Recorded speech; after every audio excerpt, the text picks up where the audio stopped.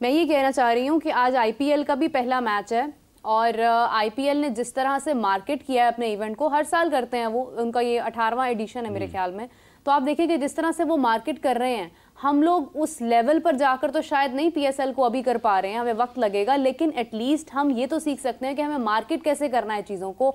हम हर बार इसी तरह से, अभी पीएसएल हमारे सर पर है लेकिन हमें उसके बारे में कुछ पता नहीं है, कहीं पर कोई प्लान या उस तरह से मार्केट नहीं किया जा रहा, कोई फैन पार्क नहीं बनाया जा रहा, कोई उसकी एडवर्टीजमेंट उस तरह से नहीं की जा रही है, तो हम मार्केट करने में क्यों इतना पीछे रह गए? देखिए, हमें सबसे जो बेसिक चीज है वो ये है कि हमें इंडिया के साथ अपने आप को किसी सूरत भी कंपैरिजन नहीं करना चाहिए, ना मैच करना चाहिए। अगर हम उनके साथ मैच करेंगे तो हम एक शेल में चले जाएंगे, एक कॉम्प्लेक्स में चले जाएंगे, क्योंकि वो बहुत ही बड़ी मार्केट बन चुकी है और उन्होंने बहुत ही अच्छे तरीके से प्रोफेशनली जो अपने क्रिकेट बोर्ड है बीसीसीआई उसको भी चलाया, उन्होंने आईपीएल को भी चलाया और उसके बाद जो उनकी रीजनल जो नीचे एसोसिएशन है उनको भी वो साथ लेकर चले हैं। तो हमारा प्रॉब्लम ये है कि हम ना आधे टीचर हैं आधे बिटेर है, ना हमसे आपकी इंटरनेशनल क्रिकेट सही तौर पे चलाई जा रही है, ना हमसे अपने ग्राउंड्स का सॉर्ट आउट किया जा रहा है, ना आपसे आपकी पीएसएल चलाई जा रही है सही तौर पे, और ना ही आपसे प्रोफेशनल लोग पाकिस्तान क्रिकेट बोर्ड में भर्ती किए जा रहे हैं। तो इस नाअहली की वजह से हम बिल्कुल डाउन से डाउन तर होते जा रहे हैं और जब तक हम कॉम्पिटेंट लोगों को यहाँ पर नहीं करेंगे, आप देखेंगे अभी ये चैंपियन ट्रॉफी है जो वर्ल्ड कप के बाद सबसे मेजर और सबसे मेगा टूर्नामेंट है। तो हमारे पाकिस्तान क्रिकेट बोर्ड की स्टेटमेंट आप देख लें कि वो कह रहे हैं कि हमने 2 से 3 अरब रुपया यहाँ से बचा ली है।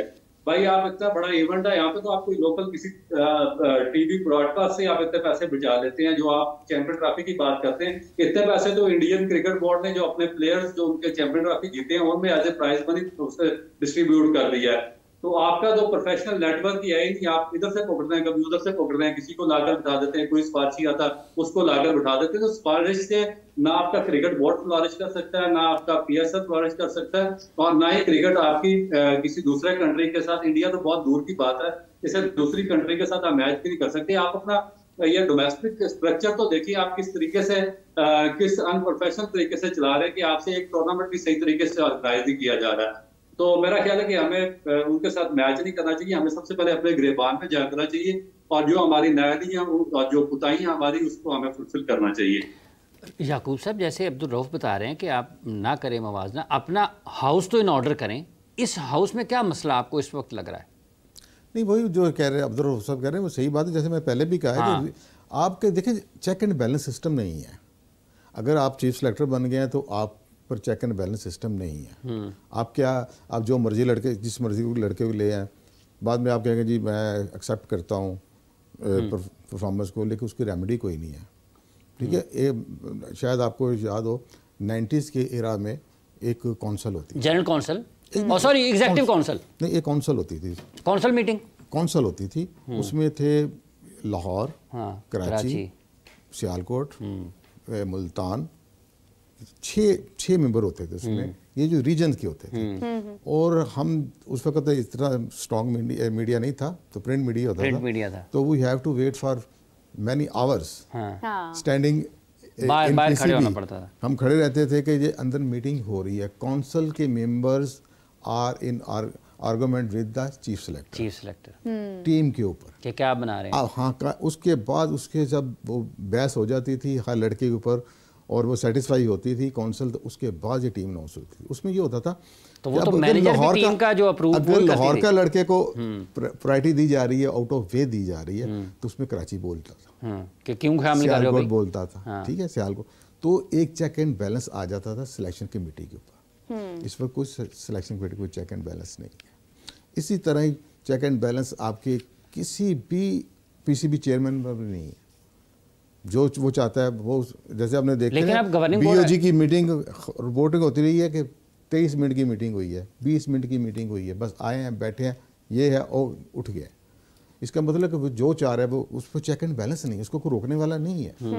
इसी तरह ही प्राइम मिनिस्टर को वो चेक एंड बैलेंस भी नहीं है कि मैं किसको पिक करने लगूं, इसका कोई ताल्लुक है क्रिकेट के साथ या नहीं है, कोई तल्लक नहीं है। अच्छा, एक और बहुत इंपॉर्टेंट चीज़ है, कतई कलामी की माजरत चाहती हूँ।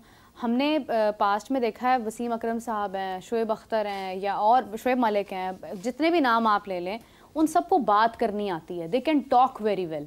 आप उनसे वो भी बहुत सारी चीज़ों पे क्वेश्चन रेज करने की एबिलिटी रखते हैं। एक तो परफॉर्मेंस होती थी उनकी, दूसरा उनके पास अल्फाज होते थे, तीसरा वो इतना ज़्यादा कंफ्यूज नहीं होते थे कि उनसे बात ही नहीं हो रही है। आज हमारे क्रिकेटर्स का एक ये भी बहुत बड़ा इशू है कि परफॉर्मेंस तो चले नहीं आ रही है, लेकिन हम बात भी नहीं कर पा रहे हैं, हम किसी किस्म की कोई एजुकेशन नज़र नहीं आती है, हम सेल्फ ग्रूम्ड नहीं रहे हैं कि हम बात कर सकें, हम कोई पॉइंट रेज कर सकें कॉन्फिडेंटली।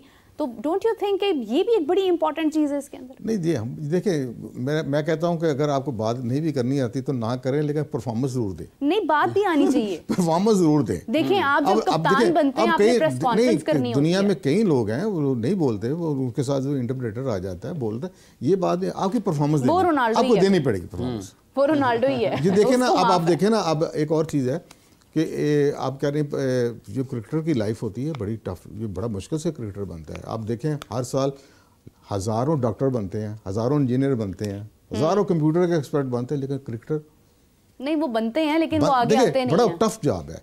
उन्होंने जब उन्होंने जब मैच खेलना, सारा दिन ग्राउंड में रहना है। ये क्रिकेट गेम ही ऐसी है, आपको सारा दिन आपकी एजुकेशन से आप थोड़ा लैग तो कर जाते हैं। अच्छा, ये लैग कर जाते हैं, लेकिन आपको क्रिकेटर तो पूरा होना चाहिए।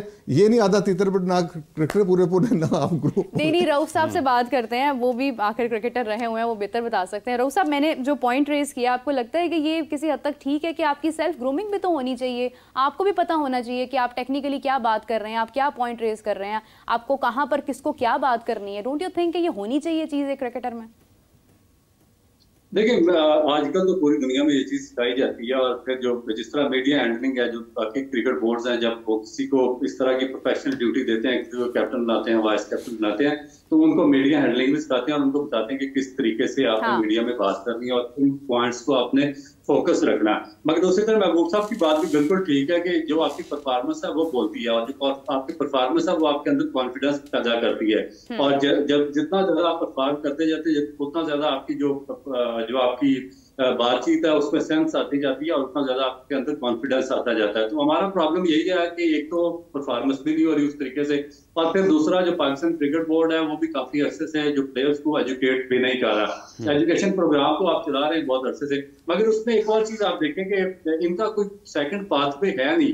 ये जो सारा कुछ पाकिस्तान क्रिकेट, जब आप देखें कि इररिलेवेंट लोगों को पैराशूट के जरिए ऊपर से उतारेंगे ना, तो वो शॉर्ट टर्म प्लानिंग करेंगे, वो अपने पैसे बनाएंगे, अपने जो दोस्त यार होंगे उनको ऑब्लाइज करेंगे, उनके पैसे बनाएंगे, शॉर्ट टाइम उनकी प्लानिंग होगी, और उससे पाकिस्तान क्रिकेट का बहुत ज्यादा डैमेज हो रहा है। और ये पिछले 15 साल से मैं देख रहा हूँ कि इसी तरह के पैराशूटर्स आ रहे हैं और पाकिस्तान क्रिकेट को डैमेज कर रहे हैं। जब आपकी डीप रूट्स होंगे सिस्टम से, 35-40 साल का आपका एक्सपीरियंस होगा कि आपका ग्रास रूट स्ट्रक्चर किस तरीके से चलना चाहिए, आपने बच्चों को किस तरीके से उनको स्ट्रेंथन करना है, उनकी एजुकेशन पे किस तरह काम करना, उनकी टेक्निक पे किस तरह काम करना, तो फिर आप एक पैरेलल जो आपका डोमेस्टिक स्ट्रक्चर है जूनियर लेवल से, अंडर 16, अंडर 17, अंडर 19, आपका फर्स्ट क्लास स्ट्रक्चर, ये सारे को साथ पैरेलल लेकर चलेंगे और इसको भी इतनी इंपॉर्टेंस देंगे जितनी आप पाकिस्तान क्रिकेट टीम को इंपॉर्टेंस देते हैं। तो फिर आपके जो प्लेयर्स हैं वो साथ साथ बिल्ड होते हैं, आप उनको सिखाते हैं कि भाई जो कैप्टन होता है उसकी क्या उसमें क्या विजन होना चाहिए, उसकी क्या एबिलिटीज होती है, उसने टीम को किस तरीके से साथ लेकर चलना होता है, उससे डिसीजन मेकिंग किस तरह करनी होती है,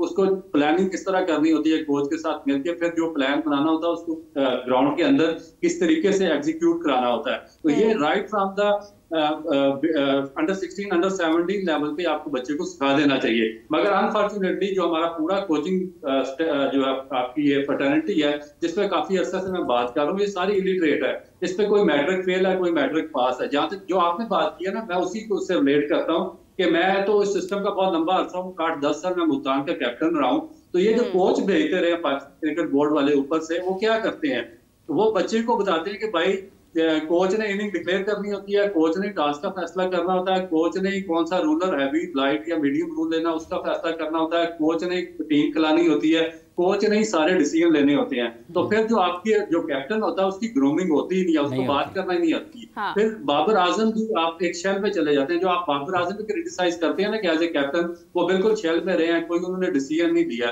तो उसकी बेसिक वजह आपका जो कोचिंग प्रोग्राम है और जो आपका एलिटरेट कोचिंग स्टाफ है वो है कि जिन्होंने उसको डिसीजन पावर लेने की पावर ही नहीं दी बचपन से, और सारी चीजें अपने कंट्रोल में रखी। और जब पाकिस्तान टीम में वो आया तो वो इतना मैच्योर ही नहीं था कि वो कोई भी डिसीजन ले सकता, और वो इनके मरूना मिन्नत रहा है जितने भी आपके कोचिंग स्टाफ है। तो ये चीजें हमें सॉर्ट आउट करनी पड़ेगी।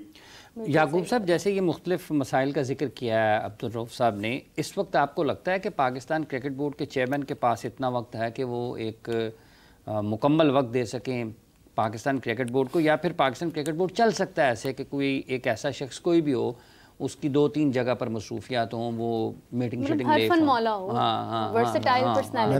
जैसे मैंने पहले कहा कि देखें कि जब प्राइम मिनिस्टर किसी को अपॉइंट करता है तो वो ये चीज़ नहीं देखता कि इसका कोई ताल्लुक क्रिकेट से है भी कि नहीं है, ठीक है। वो अपना देखता है कि ये मेरा आदमी है, इसको लगा दो। वो हालांकि ये बड़ा ट्रिकी जब पीसीबी है, बस इसको चलाना कोई आसान काम नहीं है। जब अंदर आते हैं लोग, तो जैसे आप बता रहे हैं कि इस वक्त बैनुल-अक़वामी सतह पर जो पाकिस्तान के साथ हो रहा है, बड़ी एक पेशा वराना महारत और समझबूझ, खेल की समझबूझ रखने वाले बंदे आपको चाहिए। बहुत ज़्यादा समझदार लोग चाहिए यहाँ पर जो मुकाबला कर सके इस वक्त इंडिया की। जो इंडिया तो आपको हर जगह पर देखें डॉज दे रहा है, वो दे सकता है। वो कम से कम आपके वो लोग तो होने चाहिए कि जो आपको कम से इंग्लैंड और ऑस्ट्रेलिया को अपने साथ मिलाए। आपका कुछ तो सुने बात आपकी। समझदार लोग हैं हमारे पास सब। देखिए, जब आपकी नीयत साफ होगी और आपका विजन ठीक होगा तो बंदे मिल जाएंगे आपको, बंदे मिल जाएंगे ना आपको। जब ऐसा नहीं है कि लोग नहीं हैं, लोग तो हैं, क्यों नहीं है लोग क्यों नहीं होते हैं। फिलहाल तो इलेक्शन कमीशन खाली पड़ी है, उसके लिए कोई बंदा नहीं मिल रहा। जब अगर कल उनको चाहिए होगा ना चेयरमैन साहब को, यार वो चाहिए, मैंने तो फलां रीजन में अपना बंदा को लाना है, तो रातों रात ही इलेक्शन कमीशन की अपॉइंटमेंट भी हो जाएगी, लाओ यार जल्दी करो। तो ये चीज़ें, ये प्रोफेशनल चीज़ें नहीं है। प्रोफेशनल चीज़ें आप देखें, जैसे काउंटी, जैसे मैंने इंडिया की तो मिसाल दी, काउंटी सिस्टम देख लें, कहते हैं कैसे काउंटी उनकी मजबूत है, अब उनका सिस्टम देखें।